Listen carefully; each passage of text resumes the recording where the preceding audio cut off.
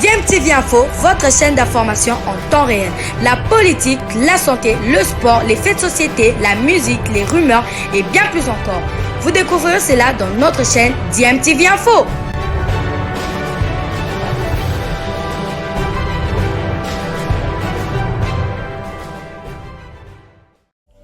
Vous êtes sur DMTV, bonjour ou bonsoir, tout dépend de l'heure à laquelle vous nous suivez. Tout plaisir est pour nous de vous retrouver, mais surtout de savoir que vous êtes nombreux en train de suivre votre chaîne YouTube DMTV. DMTV qui vous propose l'actualité, vous propose également des analyses et des réflexions sur des sujets d'actualité, sur des faits sociaux, tout simplement sur des réalités que nous observons ici chez nous en République démocratique du Congo.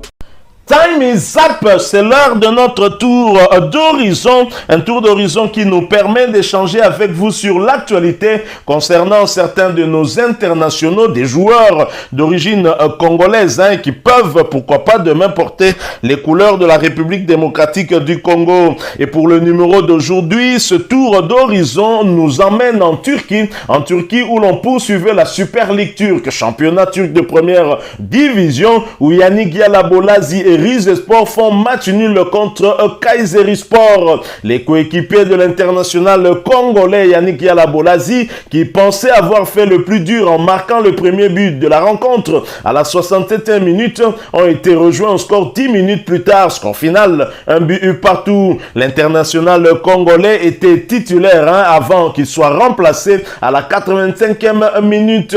Le club de Rizespor occupe toujours la 17e place, synonyme de relégation, à 9 longueurs de Girgensuspor, 16e du championnat. Yannick Yalabolazi qui retrouve quand même des couleurs, lui qui a eu à faire 2 bonnes prestations avec une passe décisive et un but inscrit, et visiblement il commence à avoir la confiance de son entraîneur puisqu'il a été titularisé une fois de plus pour cette journée, ce qui est une très très bonne chose pour le remettre en confiance. Je pense que Rizespor, qui est en train de se battre pour le maintien, aura peut-être eu le mérite de ne pas avoir perdu ce match. Donc, ce qui est déjà une très très bonne chose. Je pense que le mental actuellement, en tout cas, est très bien et va peut-être leur permettre de tenter de réaliser cet objectif qu'ils ont, c'est-à-dire le maintien. Nous restons en Turquie. Cette fois, nous allons en 2e division en Turc, où l'on jouait la 30e journée.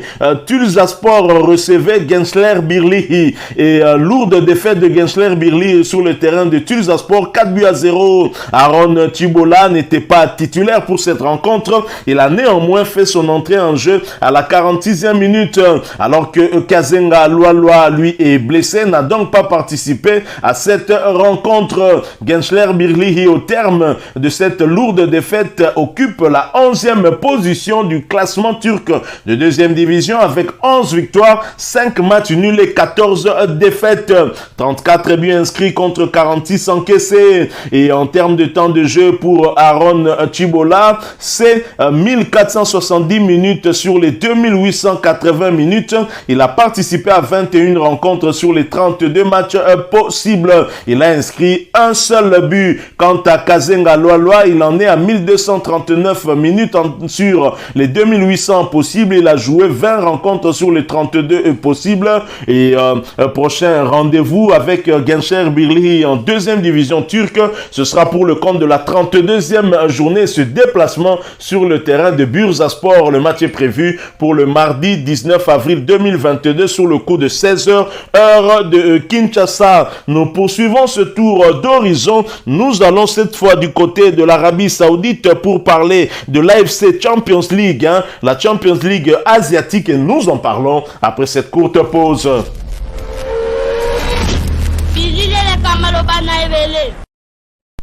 AFC Champions League, Christian Luyendama et Al Taoun soumettent Sepahan avec une première place du groupe à la clé. Christian Luyendama, l'international congolais, son club d'Al Taoun en Arabie Saoudite se sont largement imposés 3-0 devant la formation de Sepahan, une formation de l'Iran, en match comptant pour la 3e journée de la Ligue asiatique des champions. Le défenseur central international congolais a bien évidemment Daman était titularisé et il a d'ailleurs disputé l'intégralité de ce match à son poste. Lui qui a encore et toujours la confiance du nouvel entraîneur du club, le néerlandais John van der Bron, ancien entraîneur d'Anderlecht en première division belge. C'est leur deuxième succès dans le tournoi et se reprennent de la meilleure des manières après le revers de la précédente journée 0-1 face à Paktakor, équipe de l'Ouzbékistan. Ce succès leur permet d'arracher la première place du classement avec 6 points et seront reçus le lundi 18 avril par le même adversaire pour l'entame de la phase retour. Bravo donc à Christian Luyendama qui finalement a la confiance dans son équipe et qui évolue plutôt bien, tant mieux pour lui. Nous restons toujours dans l'AFC Champions League pour cette fois parler de Ben Malangongita. Ben Malangongita dans un profond sommeil. Al-Sharjah concède le nul à domicile et c'était pour le compte de la 3e journée de la phase des groupes de la Ligue des champions asiatiques. Al-Sharjah a été tenu en échec par Al-Rayyan SC, 1 but partout. Ben Malango n'y arrive toujours pas. Il n'arrive pas à retrouver ses marques avec son club depuis plusieurs mois maintenant. Sa dernière réalisation remonte au mois de novembre dernier contre Khor Fakkan Club en championnat. Et c'est vrai que le dernier but ne remonte pas à novembre puisqu'il avait inscrit un but le 29 mars dernier en marge du match retour des barrages contre le Maroc. C'est lui qui avait réduit le score côté congolais. Al-Sharjah compte 4 points en 3 sorties avant son déplacement au Qatar pour affronter le même adversaire lors de la 4e journée. Alors nous allons quitter Ben Malango, nous quittons l'AFC Champions League asiatique pour boucler en tout cas ce tour d'horizon par la France pour parler d'un international congolais. Nous en parlons après cette courte pause. L'Olympique de Marseille s'est qualifié le jeudi dernier pour les demi-finales de l'Europa League Conférence en disposant de l'équipe grecque de PAOK Salonique 0-1 contre 1 au terme d'un match maîtrisé plutôt par les Phocéens après leur victoire lors du match aller au stade Vélodrome 2-1. Heureux de la qualification du club phocéen, l'international Cédric Bakambu veut bien savourer cette victoire avant de penser à la prochaine échéance. Mais le Congolais sait bien sûr qu'il doit très vite se projeter vers le choc qui attend l'Olympique de Marseille ce dimanche face au Paris Saint-Germain, le classico français bien entendu. C'est vrai que le match du Paris Saint-Germain se trouve dans un coin de notre tête car ça reste quand même le classico, mais il ne faut pas minimiser le résultat d'aujourd'hui. Il faut savoir savourer. On va se remettre au travail dans les jours à venir pour préparer ce match au Parc des Princes comme il se doit. Tout est possible, c'est du football. Ça reste un match avec 3 points à la clé. On va faire le maximum pour aller les chercher, mais il ne faut pas se mettre une pression particulière, même si ça reste le classico, a ajouté l'international congolais en conférence de presse après match, après leur victoire face à PAOK Salonique. Marseille, pour le moment, occupe la 2e position de Ligue 1 avec 59 points et ne pourra certainement plus rattraper le leader, le Paris Saint-Germain, qui compte 71 points. Il ne reste plus que 7 journées avant la fin, donc ce serait plutôt compliqué, mais c'est plutôt pour la 2e place que les hommes de Jorge Sampaoli vont devoir se battre bec et ongle. La pression que Meren derrière est incessante. Il va donc falloir pour les Marseillais de décrocher au minimum un match nul au Parc des Princes pour conserver le statut de dauphin du Paris Saint-Germain. Le Cédric Bakambu, bien évidemment, sera peut-être le grand artisan côté marseillais dans ce choc qui attend cette équipe qui est sur une très bonne dynamique avec cette belle qualification obtenue lors de cette double confrontation face au club grec de PAOK Salonique avec dans l'ensemble du match, en tout cas, c'est un score de 3-1 que les Marseillais ont obtenu, 2-1 à l'aller, 0-1 au match retour. Félicitations donc à Cédric Patrick Bakambu a ses coéquipiers, heureux surtout parce qu'il était aussi, il a participé en tout cas aussi à cette victoire, hein, parce que il était sur le coup dans le but, l'unique but qui a été inscrit par son coéquipier lors de ce match retour. Nous bouclons ce tour d'horizon en revenant ici au pays, en République démocratique du Congo, et nous allons parler cette fois du Daring Club Motema Pembe, de cette crise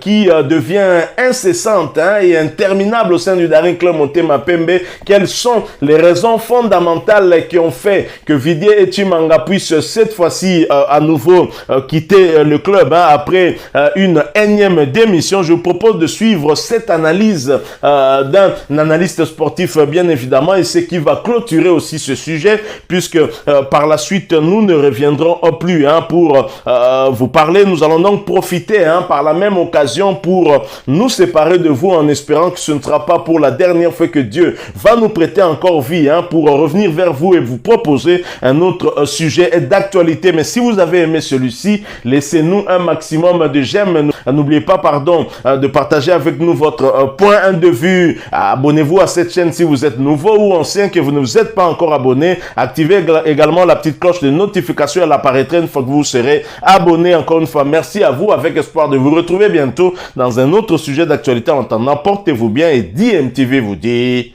au revoir.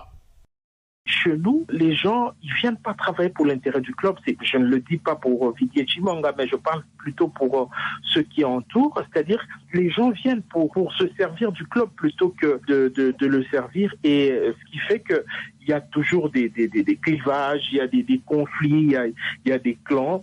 Et Vidier n'a pas pu échapper à cette réalité. Voilà ce qui a créé des inimitiés au sein du Daring Club Motema Pembe. Mais finalement, il pouvait pas très bien travailler. Il est parti. Et moi, je suis très mauvaise nouvelle pour le Daring Club Motema Pembe. Je dis, c'est le mythe de l'éternel retour. Quand chaque fois on repart à zéro, je vois pas comment un club comme le Daring Club Motema Pembe pourra aller très loin avec cette façon de faire. C'était là l'analyste sportif Gulin Boba. Je le disais que ce n'est pas la première fois que Vidier Chimanga présente donc sa démission à la tête de la coordination du Daring Club Motema Pembe. Déjà le 12 octobre 2020, il avait évoqué des obligations privées et publiques comme raison principale, mais à l'époque, sa démission avait été rejetée par le conseil d'administration. Le 31 décembre 2021, il va donc démissionner suite aux incidents qui avaient donc émaillé la réunion du conseil d'administration du 30 décembre 2021. Il en était venu aux mains avec quelques supporters. Puis il y avait eu des réunions qui s'étaient multipliées pour qu'il revienne sur sa décision. Et puis ce qui était fait, et à 3 mois de la fin de son mandat, il prend donc la décision de partir, et peut-être cette fois-ci c'est un aller sans retour.